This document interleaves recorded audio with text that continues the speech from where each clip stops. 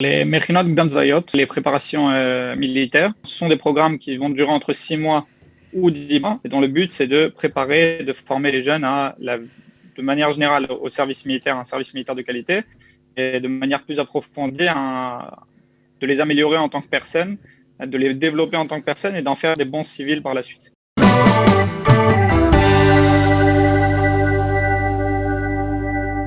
Nous allons tout de suite retrouver Raphaël Madar de Tzahal Connection et ses fameuses Mechinot. C'est le sujet du jour. On est ravis de l'accueillir. Bonjour Raphaël. Bonjour Cathy. Alors, ces Mechinot, est-ce qu'on peut d'abord expliquer à ceux qui nous écoutent de quoi s'agit-il exactement ? Alors, les Mechinot Gdam-Zvayot, en français, c'est ce qu'on appelle les préparations militaires. C'est un programme, ce sont des programmes qui vont durer entre 6 mois ou 10 mois, qui sont reconnus par le ministère de la Défense, et dont le but c'est de préparer, de former les jeunes de manière générale au service militaire, un service militaire de qualité, et de manière plus approfondie, de les améliorer en tant que personne, de les développer en tant que personne et d'en faire des bons civils par la suite. Donc c'est 1 an pour se préparer psychologiquement, physiquement à l'armée, c'est ça ? C'est ça. C'est-à-dire qu'il y a énormément d'entraînements physiques, énormément d'entraînements mentaux, et on va dire que chaque Mechina, elle a sa propre particularité. Certaines vont être accentuées, on va dire, plus sur tout ce qui est le leadership. D'autres vont mettre plus l'accent sur tout ce qui est entraînement sportif. D'autres vont plus être sur tout ce qui est religion. Vraiment, chaque Mechina a sa propre particularité. En plus de ça, on a la chance d'avoir des Mechinot qui sont répartis vraiment à travers tout le pays. Alors, est-ce qu'il y a une différence, j'imagine que oui, entre les yeshivot, l'année de yeshiva qu'on fait avant l'armée, et cette année préparatoire, cette année de Mechina? Est-ce que c'est bien sûr, en yeshiva, on va étudier, évidemment, ça coule de source, mais est-ce que l'idée est la même ? L'idée peut être la même, c'est-à-dire qu'on a aussi des Mechinot qui vont mélanger yeshiva et préparation militaire. Celle qui me vient en tête toujours, c'est celle de Eli, qui est la Mechina la plus ancienne d'Israël, qui vraiment mélange à la fois études à la yeshiva de manière très intensive, et d'autre part, ils vont aussi avoir des entraînements sur l'armée, des entraînements physiques très poussés, et différents entraînements pour renforcer la qualité mentale de chaque personne qui se trouve là-bas.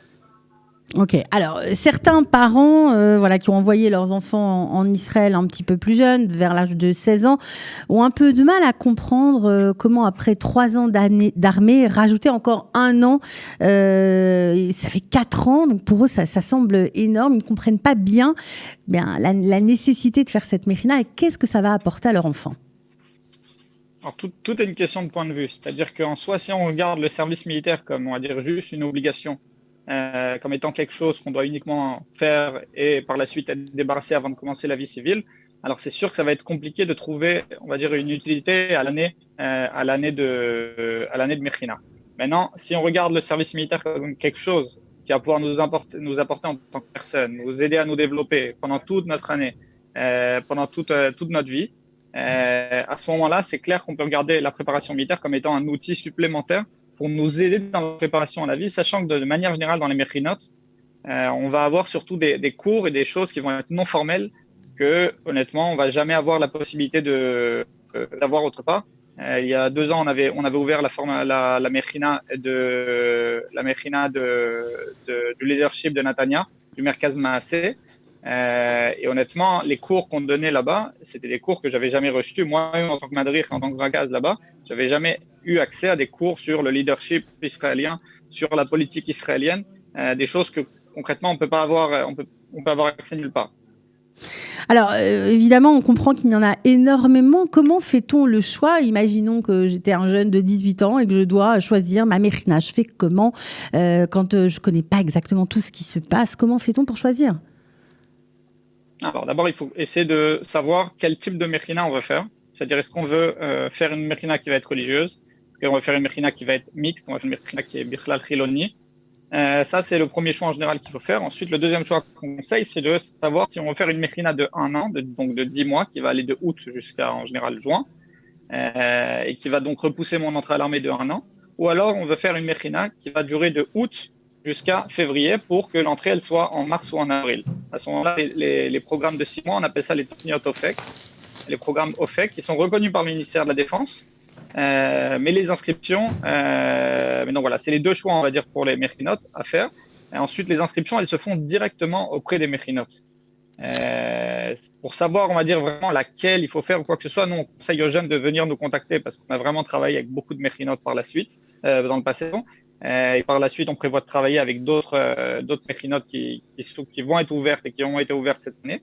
Alors, vous conseillez des méchinotes spécialement pour les francophones, pour les Olim Hadashim, pour les Israéliens qui sont là depuis longtemps, qui se considèrent, ok, ils sont francophones, mais ils se considèrent comme Israéliens. C'est quoi votre public cible ? Alors, notre public cible, c'est tout simplement des personnes qui veulent participer premièrement à des programmes pré-armés et surtout qui veulent se préparer avant de s'enrôler à l'armée. Au final, l'avantage, on ne va pas du tout essayer de dire à un francophone va absolument faire la préparation francophone, à part si son niveau d'hébreu il est vraiment de 0. Et à ce moment-là, la seule préparation vers laquelle on peut le renvoyer, ça va être celle de Gouraye de Yehuda Slama. Et sachant que le programme de Gouraye, il est en soi, enfin, il n'a pas d'autorisation officielle du ministère de la Défense. Il arrive toujours à s'arranger pour avoir des reports de date d'incorporation de l'armée. Ce qu'on va faire par contre, c'est que toutes les personnes qui sont là depuis, qui sont au LIM depuis quelques temps déjà, on va vraiment tout faire pour essayer de les renvoyer vers les méchinotes où il y a des Israéliens. Si on veut vraiment être intégré, il faut absolument participer à un programme où il va y avoir d'autres personnes qui viennent d'un environnement complètement différent du monde des Olim. Alors, on nous a dit que cette année, en raison du coronavirus, certaines méchinotes ont fonctionné en Zoom, ce qui veut dire que l'émulation de groupe, la vie en communauté, ce qui fait que, évidemment, c'est une année inoubliable pour les jeunes, eh bien, tout cet effet-là a disparu. Est-ce que on sait comment ça va se dérouler cette année ? Alors, l'année dernière, ce qui s'est passé, c'est que c'était en plein milieu d'année que le corona est tombé. Les programmes de 6 mois, ils ont pu aller jusqu'au bout parce que les confinements, ils ont commencé vers mars-avril. Donc, les programmes, ils ont terminé vers février-mars. Donc, il n'y a pas eu de problème. Les méchinotes de 10 mois, ils ont dû basculer sur l'année 2019-2020. Ils ont dû basculer on va dire une partie de leur emploi du temps en Zoom parce qu'il n'y avait pas le choix. Le confinement au début, je rappelle qu'il était total. Donc, il n'y avait vraiment pas le choix. À l'heure actuelle, vu comment est la situation, les méchinotes, elles continuent normalement. Dans un programme qui est vraiment, peut-être il y a une ou deux méchinotes qui fonctionnent par Zoom. Par contre, oui, c'est un problème, c'est que beaucoup de méchinotes ont fermé, on va dire, une année, leur programme pour une année, où ils ont dit que simplement ils n'avaient pas réussi à avoir assez d'élèves. Mais de manière générale, les programmes continuent sans aucun souci. Ok, alors est-ce qu'on peut... Évidemment que s'il se passe, on va dire, quelque chose avec un confinement qui soit encore plus dur que ce qui s'était passé en mars-avril, les choses changeront, les décisions, par les méchinotes, elles vont être autres. Mais actuellement, on va dire que les programmes continuent comme prévu. Alors, est-ce qu'on peut aller les visiter pour se faire une raison ? Est-ce que c'est une idée ? En tout cas, est-ce que c'est un conseil que vous donnez aux jeunes ? Premièrement, oui. Deuxièmement, pour s'enrôler, pour incorporer une méchina, c'est pas uniquement on appelle la méchina, on dit voilà, on veut faire la méchina, on s'inscrit, on l'a fait. De manière générale, chaque méchina va proposer aux personnes qui sont intéressées par l'affaire, de participer à ce qu'on appelle des Yamet Khasifa. Donc, c'est vraiment des journées dans la méchina. Généralement, ils proposent une journée ou 2 journées où ils proposent même des shabbats d'intégration. Et surtout, plus que ça, il faut comprendre que les méchinotes, avec le temps, ce sont devenus des parcours qui sont vraiment élitistes. C'est-à-dire que énormément de jeunes Israéliens veulent participer à des méchinotes et il n'y a pas tant de place que ça. Donc, c'est pour ça que les inscriptions en soi, elles vont se faire entre novembre et février. Alors oui, les Olim, ils peuvent s'inscrire même plus tard parce qu'ils ont un statut particulier et généralement, la demande, elle est acceptée. Mais en soi, si on veut être dans les temps et faire les choses bien, il faut commencer les inscriptions dès maintenant, participer aux journées de test dès maintenant, participer au Yamé Khasifa, faire tout vraiment le processus le plus tôt possible pour être sûr d'avoir une place qui va être gardée, avoir la date de report qui va être décalée déjà à la fin de la Mechina le plus tôt possible et préparer, on va dire, terminer son année de Yud-Bet tranquille, en sachant quoi faire pour l'année d'après. Alors, est-ce qu'il y a un endroit, un site où, par exemple, toutes les méchinotes d'Israël sont référencées ? Il y a un site en hébreu où les méchinotes de 10 mois sont référenciés. Le site en soi, il s'appelle mechinot.org.il. Ok. mechinot.org.il. Mais les méchinotes de 6 mois, il faut les chercher de manière vraiment individuelle. Et la liste, elle est disponible sur le site du ministère de la Défense. Par contre, si pour les personnes qui veulent être un tout petit peu patientes, normalement dans la semaine ou dans la semaine prochaine, on va déjà commencer à publier une liste parce que comme vous savez, on est en train de travailler sur notre site internet qui va être publié dans quelques semaines. La liste en soi des méchinotes, elle est déjà prête.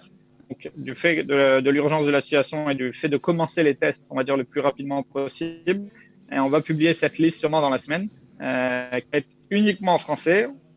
C'est une liste qui va expliquer l'avantage et les inconvénients, enfin plus surtout les avantages et la particularité de chaque méchinote. Et par contre, les inscriptions, il faut se faire directement. La liste, on ne donne pas de contact ou quoi que ce soit parce que les numéros, ils se trouvent directement sur les pages Facebook des méchinotes.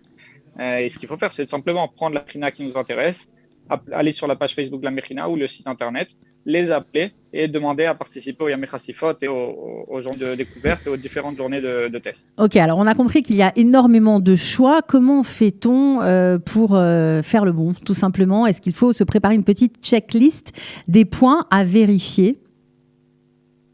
Il faut d'abord regarder les points les plus importants, c'est est-ce que on va dire notre point de vue vis-à-vis de la religion. Ça, c'est quelque chose qui est important parce qu'il va y avoir des préparations qui vont être des méchinotes qui vont être religieuses, d'autres qui vont être moins religieuses. Ensuite, il faut regarder les méchinotes qui vont être plus axées sur un point particulier. C'est-à-dire que quelqu'un qui aspire à devenir officier au sein de l'armée, mieux vaut qu'il se dirige vers des méchinotes qui vont être axées qui vont mettre l'accent sur le leadership. Quelqu'un qui désire aller dans des unités d'élite, vraiment, mieux vaut qu'il essaie de regarder parmi toutes les méchinotes celles qui ont le plus de pourcentage de réussite pour ceux qui arrivent dans les unités d'élite. Donc c'est vraiment, il y a aussi le fait, il y a des personnes que ça dérange si ça va être mixte ou pas mixte, si le public, si ça va être Riloni ou Dati, vraiment Dati. Donc tout ça, c'est des points à regarder. Et encore une fois, nous, on est là pour essayer d'aiguiller, de donner les avantages et les inconvénients de chaque méchinote. C'est-à-dire notre liste, elle est neutre, mais derrière, on a assez d'expérience sur les 5 dernières années pour travailler avec vraiment beaucoup de méchinotes. Et surtout, on a vu où est-ce qu'il y avait des Olim dans les 5 dernières années, où est-ce que ça s'était bien passé pour certains Olim, ou où est-ce que ça s'était moins bien passé.